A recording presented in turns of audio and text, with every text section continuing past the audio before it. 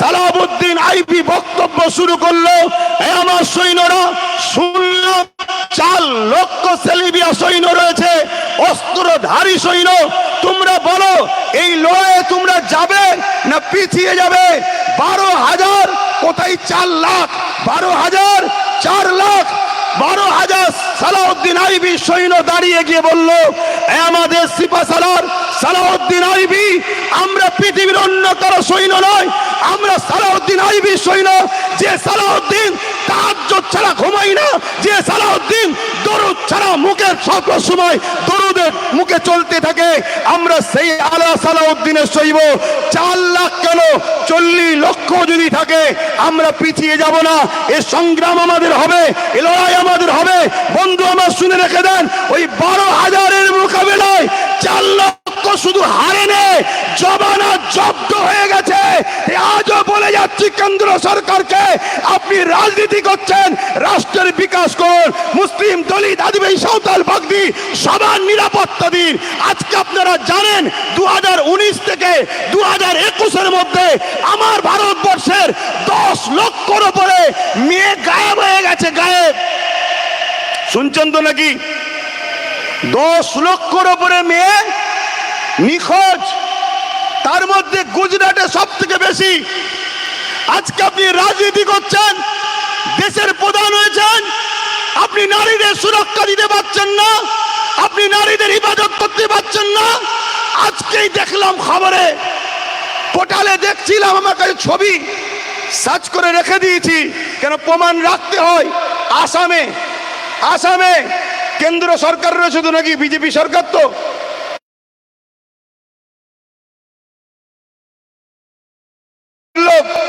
আনন্দবাজার অনলাইনের মধ্যে ছেপেছে কি, আসামে দুর্গা মন্দিরের মধ্যে গণধর্ষণ করেছে একজন কিশোরীকে, সেই কিশোরী নিখোঁজ। আরে আপনি দেশ চালাচ্ছেন, বেটিদের নিরাপত্তা দিতে পারছেন না। আবার 10 লক্ষর উপরে মেয়ে গায়েব হয়ে গেছে, তাদের নিরাপত্তা দিতে পারছেন না।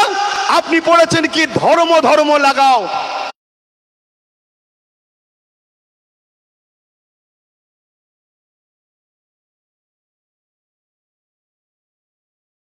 এখানে গিয়ে 10-12 জন দাঁড়াবে, একটা বোর্ড টাঙিয়ে দেবে বা মুখে বলবে, ওটাই হয়ে যাবে ওয়াকফ। বলুন এই খবরটা যদি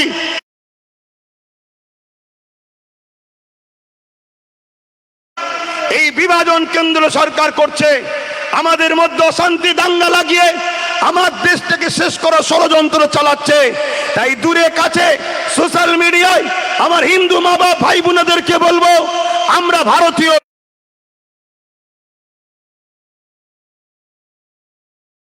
ততদিন পর্যন্ত তাড়ানো যায়নি যতদিন ব্রিটিশ আমাদের মধ্যে বিভাজন লাগিয়ে রেখেছিল। সেই পথেই কেন্দ্র সরকার হাঁটছে, হিন্দু মুসলমানের মধ্যে বিভাজন লাগাচ্ছে। কিন্তু আমি আমার হিন্দু মা বাবা ভাই বোনেদেরকে বলবো, আপনারা খেয়াল করে দেখুন, সমাজে প্রচার করছে হিন্দু খাতরে মে হ্যায়, হিন্দু বিপদে আছে, হিন্দুদের নিরাপত্তাই নয়। কিন্তু আপনি খেয়াল করে দেখুন, এদেশে স্বাধীনতার পর থেকে এত সরকার এসেছে, হিন্দু কখনো খাতরাই পড়েনি। 2014 থেকে বিজেপি আসার পরেই হিন্দু খাতরাই পড়েছে, খাতরাই পড়েছে। রেলকে বিক্রি করে দিল। হকার কারা করে? যারা অমুসলিম ভাইরা, 100-র মধ্যে 95 তারা হকারের কাজ করে। এলআইসিতে কাজ করে কারা? 100-র মধ্যে 100% অমুসলিম ভাইরা। এমন করে এলআইসিকে বিক্রি করে দিয়েছে, এয়ারপোর্টকে বিক্রি করে দিচ্ছে।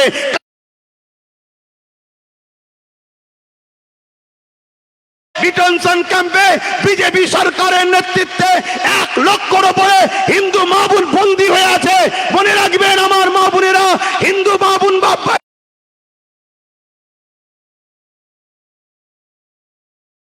এই বিভাজন লাগিয়ে রুজি রুটি, চাকরি বাকরি, জিনিসপত্রের দাম যে হাই হয়ে গেছে, এটাকে ভুলিয়ে রাখার একটা নান ষড়যন্ত্র তারা চালাতে লেগেছে। এছাড়া দ্বিতীয় কিছু নয়। খুব ভালো করে বুঝবেন, আপনারাও বুঝুন, আমার হিন্দু মা বাবা ভাই বোনেরাও বুঝুন। আসুন আমরা ঐক্যবদ্ধ হই। যেভাবে সাদা চামড়ার ব্রিটিশকে তাড়িয়েছি,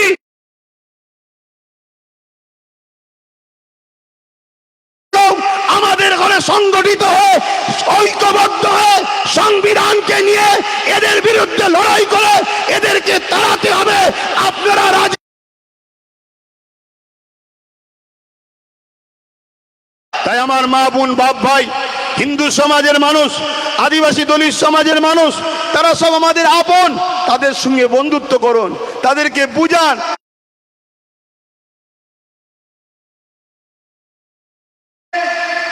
আজকে কেন্দ্রে বিজেপি সরকারের এই যে বাবরি মসজিদ শহীদ হয়েছিল কত তারিখে জানো? একটু সবাই বলুন, সবাই বলুন। 6 ডিসেম্বর। আপনারা জানেন ওই দিনটাই কেন শহীদ হয়েছিল? একটু মন দিয়ে শোনেন, বুঝতে পারবে কেন এই মসজিদের পিছনে লেগেছে। 6 ডিসেম্বর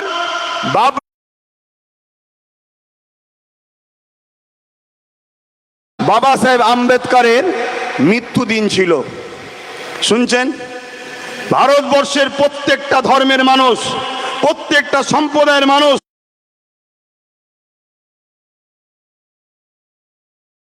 তিনাকে পিয়ার করি, কেন তিনি আমাদেরকে কথা বলার জন্য একটা সংবিধান দিয়ে গেছে। ডক্টর বাবা সাহেব আম্বেদকর এই 6 ডিসেম্বরে তিনি মৃত্যুবরণ করেছিলেন। ডাক্তার বাবা সাহেব আম্বেদকরের এই দিনটাকে পুরো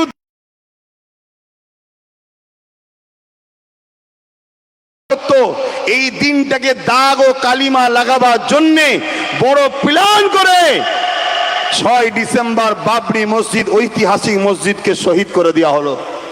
নিশ্চয়ই আপনারা জানেন 1992 সালে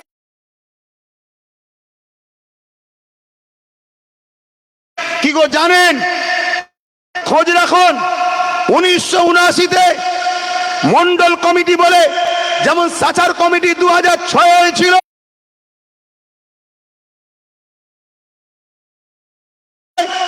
হিন্দু সমাজের পিছিয়ে পড়া একটা বড় জাতি, তারা বড় গরিবের দিকে আছে। তাই মন্ডল কমিটির এই রিপোর্ট অনুযায়ী তৎকালীন সময় একটা আইন পাস করা হয়েছিল,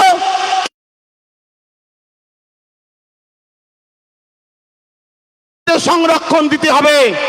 এই 27% চাকরি পিছিয়ে পড়া হিন্দু সমাজের মানুষ পাবে, এটাকে মেনে নিতে পারল না। তাই বড় প্ল্যান করে 1992 সালে বাবরি মসজিদকে সামনে রেখে হিন্দু মুসলমান খেলার জন্য এই প্ল্যান করে বাবরি মসজিদকে শহীদ করে দিয়েছিল। আজকের দিনেও এই মসজিদ, মাদ্রাসা, কবরে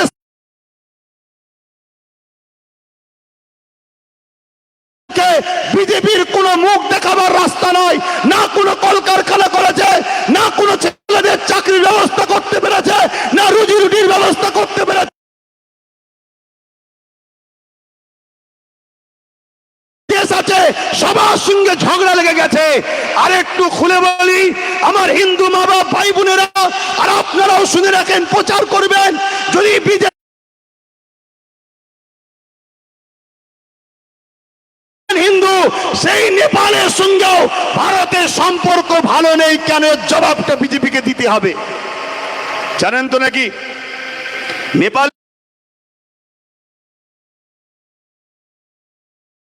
বাংলাদেশের সঙ্গে সম্পর্ক ছিল, এক হাসিনাকে নিয়েছে আর বাংলাদেশের সঙ্গে সম্পর্কটা খারাপ করার চেষ্টা করছে। চতুর্দিকে আমাদের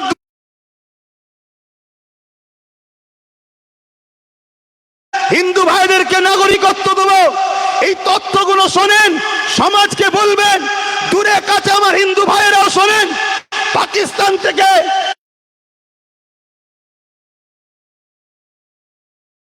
সরকার তাকে নাগরিকত্ব দিয়েছে, এর জন্য কোনো বিল অ্যামেন্ডমেন্ট করতে হয়নি।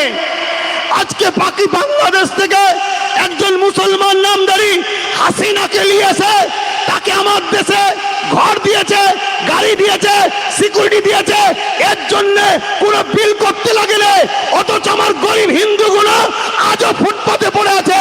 আমার গরিব হিন্দু মা বোনগুলো এই ঠান্ডায় তারা থরথর করে কাঁপছে। আজকে গরিব হিন্দু মা বোনগুলো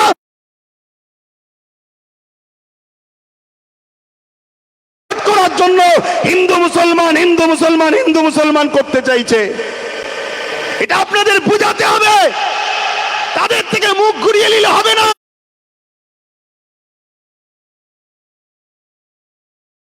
হিন্দু ভাইদের দিলে আঘাত লাগে। এ লড়াই হিন্দু মুসলমানের লড়াই নয়, এ লড়াই নিজের দেশকে বাঁচাবার লড়াই, এ লড়াই নতুন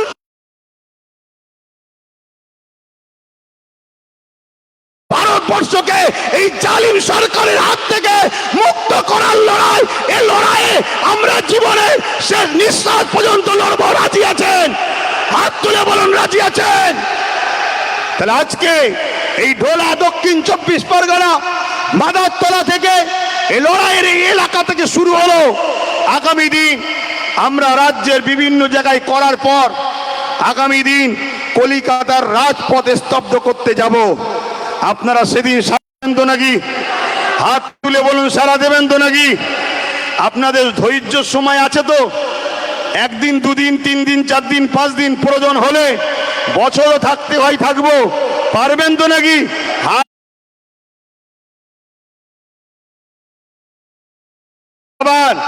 কারণ এটা দেশকেও বাঁচাবার লড়াই, সংবিধানকেও বাঁচাবার লড়াই, পাশাপাশি আমার ধর্মীয় অধিকারকে বাঁচাবার লড়াই। এবারে আসুন,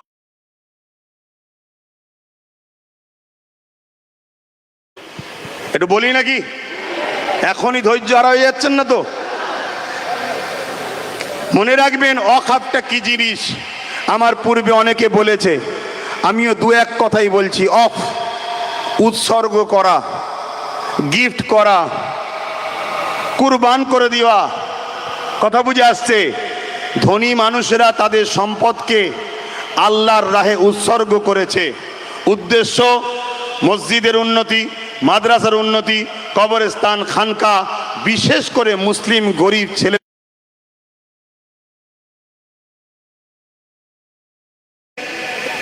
কিন্তু মনে রাখবেন 77 বছর ধরে এই অকাপ সম্পদকে লুটে পুটে খাওয়া হচ্ছে। সবাই খেয়েছে বাপ।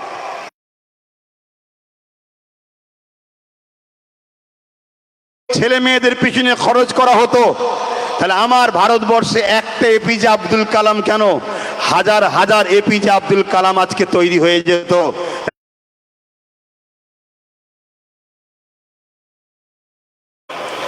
আর আমার সমাজের হাজার হাজার যুব সমাজ, তারা পড়াশোনা করে চাকরি, বিভিন্ন জায়গায় দেশের গর্ব তৈরি হতো। কিন্তু দুঃখের বিষয়, আজকে 2024-এ কেন্দ্র সরকার বলছে ওয়াকফ সম্পত্তি নাকি নষ্ট হয়ে যাচ্ছে। তাই আমি একটা নতুন অ্যামেন্ডমেন্ট বিল তৈরি করব। ওই বিলের মধ্যে কি আছে আমার পূর্বে নিশ্চয়ই আলোচনা করেছে। আমি সংক্ষেপে একটা কথা বলবো। ওই বিলের মধ্যে একটা অপশন আছে, ওই কমিটির মধ্যে অমুসলিম ভাইদেরকে ঢুকানো হবে। আমি কারো বিদ্বেষ চাইছি না, কিন্তু আমি বলতে চাই মুসলমানদের যেমন অকাপ সম্পদ আছে, আদিবাসীদের জল জঙ্গলের সম্পদ আছে, যদি বলুন অন্য সম্প্রদায়ের মন্দির কমিটিতে যদি মুসলমানকে ঢুকানো হয়, এটা হিন্দু ভাইয়েরা কি সুস্থভাবে নেবে? না আমাদের ঢুকার প্রয়োজনও আছে? কেন সে সম্বন্ধে আমরা বুঝি না, এটা আস্থা বিশ্বাসের ব্যাপার। কিন্তু আজকে কেন্দ্র সরকার এই অন্যায়, এই ওয়াকফ বিল, ওয়াকফ নষ্ট হচ্ছে এই নামে অমুসলিম ভাইদেরকে ঢুকিয়ে সংখ্যাগরিষ্ঠ মুসলিমদেরকে করে আস্তে আস্তে পুরো ওয়াকফকে হরণ করার ষড়যন্ত্র করছে। আচ্ছা কেন হরণ করতে চাইছে? এটা তো একটা প্রশ্ন। কেন 2014 থেকে আসার পর কেন্দ্র সরকারও তো ওয়াকফ সম্পত্তিকে অনেক নষ্ট করেছে, রাজ্যও যেমন।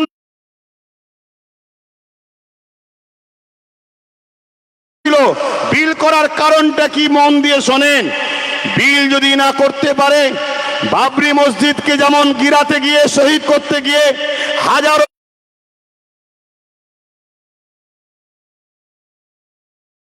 চিরামান মসজিদকে শহীদ করতে গেলে বাধা হবে। আপনারা জানেন আমার ভারতবর্ষের গুজরাটে একটা মসজিদ আছে 1300 বছর।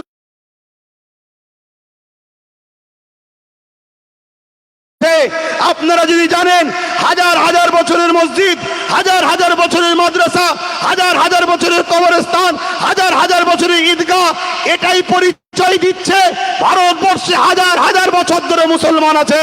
তাহলে মুসলমানদের ঘরে এনআরসি করে যে তাড়াতে গেলে ওদের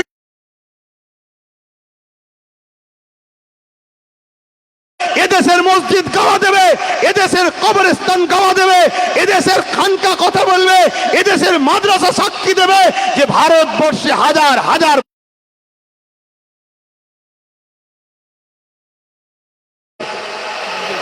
কথা বুঝে আসছে। তাই এইগুলোকে কবজা করে, এগুলোকে প্রমোটিং করে, এগুলোকে শেষ করে দিবার চেষ্টা করছে। এগুলোকে যখন শেষ করে দিতে পারবে তখন বলবে তোমরা স্বাধীনতার পরে বাংলাদেশ থেকে, পাকিস্তান থেকে, আফগানিস্তান থেকে এসেছো, তোমাদের নাগরিকত্ব দেওয়া যাবে না, তোমরা থাকো বি ভোটার হয়ে থাকো, তোমরা নাগরিক হতে পারবে না। যেমন সৌদি তুমি কারবার করবে, সৌদির নাগরিক নামে জমি কিনতে হবে, তার নামে কারবার হবে, তুমি একটা পার্সেন্ট তাকে দেবে, যে কোনো দিন তোমাকে সেখান থেকে সরিয়ে দেওয়া হবে। ঠিক তেমন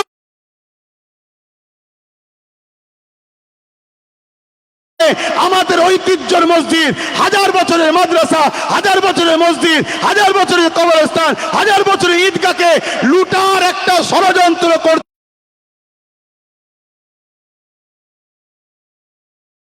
যায়, আমাদের পেহচান চলে যাবে, আমাদের পরিচয় চলে যাবে, আমরা ভারতের নাগরিক প্রমাণ দিতে পারবো না। তাই লড়াই যখন সেদিনই করতে হবে, মরতে যখন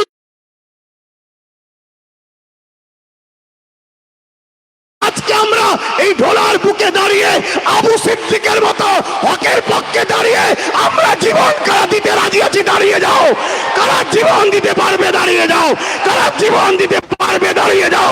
দেশের জন্য, সংবিধানের জন্য, গণতন্ত্র বাঁচাবার জন্য, মুসলিম, হিন্দু, দলিত, আদিবাসীর ঐক্যের জন্য আবু সিদ্দিকের মতো আমরাও জীবন দিতে পারবো তো নাকি?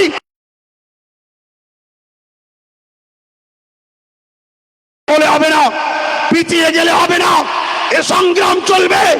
আজ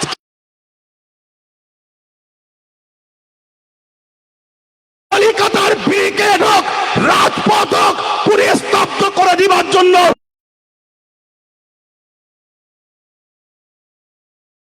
আমার ডাকে সারা দিতে কারা রাজি আছেন? দিল থেকে হাত তুলে দেখাবেন, দিল থেকে হাত তুলে দেখাচ্ছেন তো নাকি? কিন্তু আপনারা প্রশ্ন করবেন নাকি?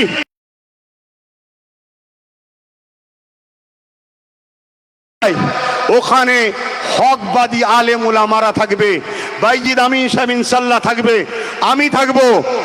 এতটুকু বলে যাচ্ছি, কোন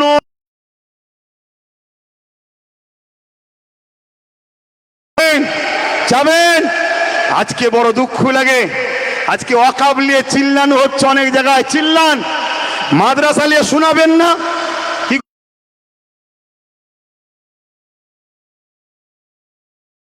একটু যেতে যেতে শুনে যান। কেন্দ্র সরকার মাদ্রাসাকে, মসজিদকে, কবরস্থানকে পুরো দখল করে নিতে চাইছে, এটা অন্যায়। এর বিরুদ্ধে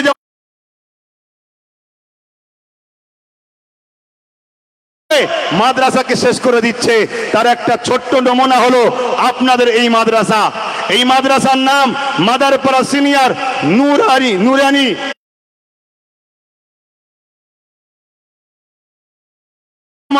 মাত্র 3 জন শিক্ষক আছে, মাত্র 3 জন শিক্ষক আছে, একজন শিক্ষাকর্মী।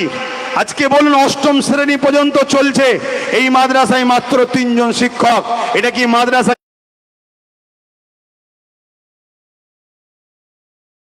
রাজ্য সরকারও মাদ্রাসার ক্ষতি করছে না, করে না? আওয়াজ দিয়ে বলেন, করছে না, করে না? আর এটাও আওয়াজ দিতে দিতে আপনারা আগাবেন, এটাও আওয়াজ দিতে দিতে আস্তে আস্তে আগিয়ে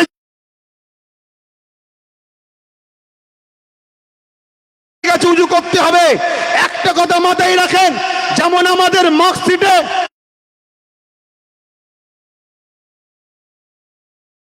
একটা অপশন থাকে, ঠিক মাদ্রাসা বোর্ডে কোরআনে কত নম্বর পেয়েছে একটা অপশন দিয়েছে। তাহলে বলুন, বিজেপির বিরুদ্ধে লড়াই করার জন্য রাজ্য সরকারের কি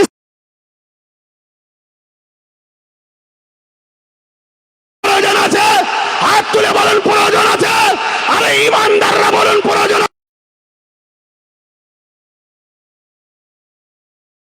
আর রাজ্য সরকার যদি সে তার ওয়াদাকে পূরণ করে, যে বলেছিল ওয়াকফ উদ্ধার করে দেবো,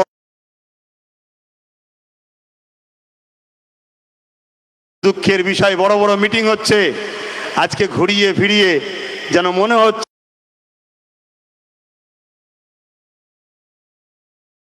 এরকমও মুনাফিকরা ষড়যন্ত্র চালাচ্ছে। এই খপ্পরে পা দেবেন না।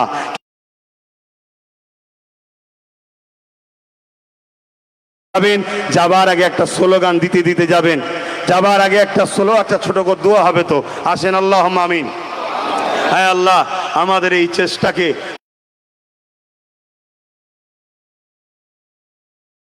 মালিক আমাদের এই আশা, আমাদের এই সংগ্রামকে কবুল করেন। আগামী দিন আমাদের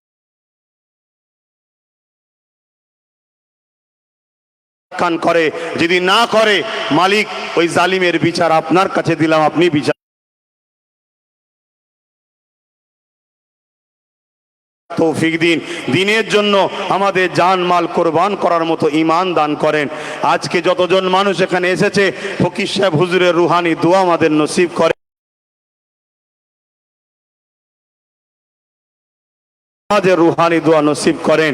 আয় আল্লাহ, আজ গরিবের নওয়াজের রওজা के लिए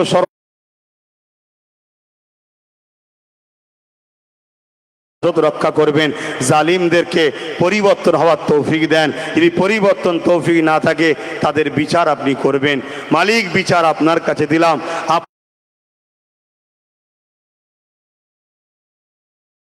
পক্ষে আছি তার প্রমাণ দিলাম।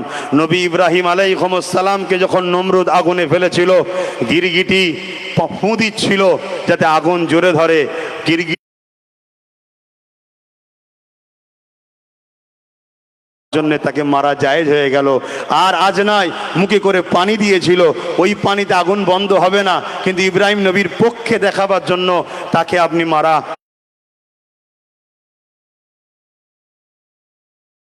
না, কিন্তু আমরা আপনার পক্ষে, ন্যায়ের পক্ষে, দেশের পক্ষে, ইনসাফের পক্ষে।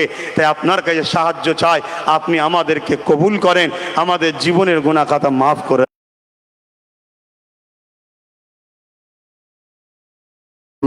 সাল্লাল্লাহু আলাইহি সাল্লাম। আস্তে আস্তে যাবেন, যাবার আগে একটা তাকবীর,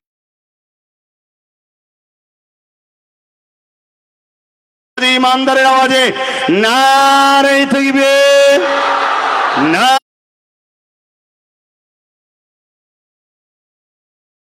কোরআন ও সুন্নাহ, দ্বীন ইসলাম, দ্বীন ইসলাম। ভারতবর্ষ, ভারতবর্ষ, ভারতবর্ষের সংবিধান, ভারতবর্ষের সংবিধান, সর্বধর্মের পক্ষের ভারতবর্ষ। নারে তাকবীর, নারে তাকবীর।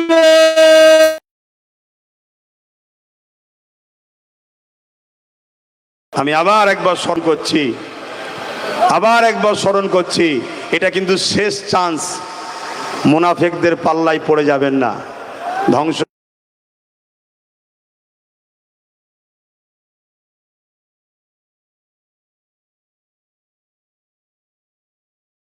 আমাদের একটা আমাদের কাছে থাকবে, বাকি তিনটে তোরা যা যা পাবি লিয়ে যা, লিয়ে আয়, যে বসবি আমরা একটা তাকে ঠেকা দেবো, আমরা বসতে যাব না, কিন্তু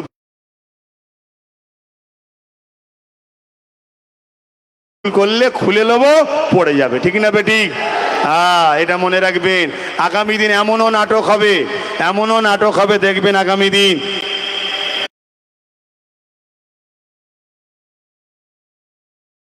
যে বলবে শরীর খারাপ, ইটা সিটা সব নাটক করছে আমাদেরকে ফাঁসাবার জন্যে।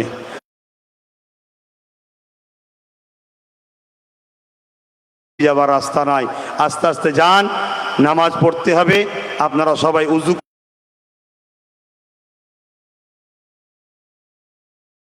আপনারা রেডি হন। আমি আরো একবার সালাম দিচ্ছি, দিবার আগে আবার একবার আপনারা বললেন,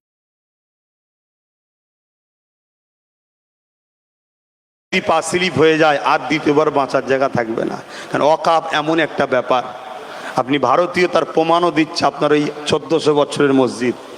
আপনার হুজুরের মাজার প্রমাণ দিচ্ছে যে আমরা ভারতে এতদিন ধরে আছি। তো এই লড়াইয়ে কিন্তু আপনাদের ঘরে হাঁপিয়ে গেলে হবে না। কি হাঁপিয়ে যাবেন নাকি? সময় নিয়ে কলিকাতায়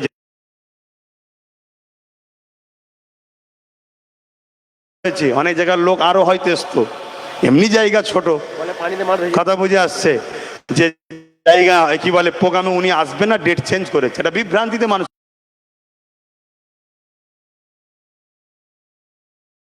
আমাদের অফিস ইনচার্জ আলাউদ্দিনের হাতে মাইক দিচ্ছি, সে ঘোষণা দিচ্ছে এই দুটো চ্যালেঞ্জ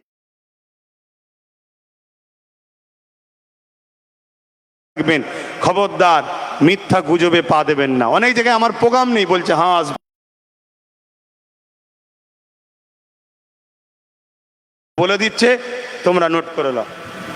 আচ্ছা বলো। PABS YouTube channel, Pirzada Abbas Siddiqui Facebook page, এই দুটো একটা পেজ এবং একটা চ্যানেল আপনারা ফলো করবেন। ভাইজানের বিভিন্ন জায়গার যে প্রোগ্রাম এবং নোটিফিকেশান আপনারা এখান থেকে পাবেন। প্রত্যেকের কাছে অনুরোধ, আমাদের সভা আমরা এখানে সমাপ্ত ঘোষণা করছি।